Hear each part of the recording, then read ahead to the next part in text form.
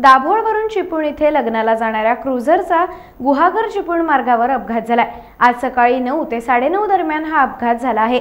देवघर मार्ग तामाणे दरम्यान अपघात झाला असून क्रुझरमध्ये असलेले सर्व प्रवासी दाभोळचे आहेत।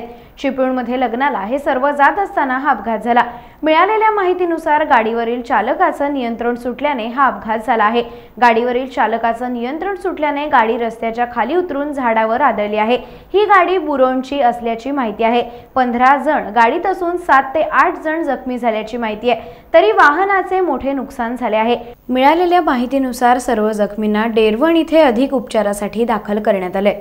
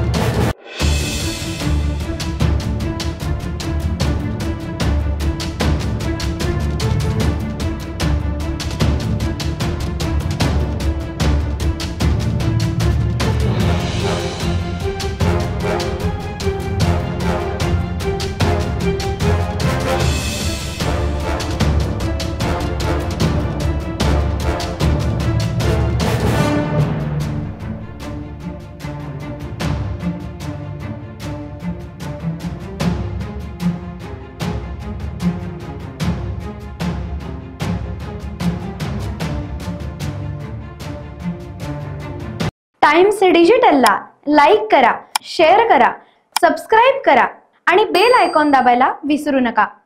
Times digital.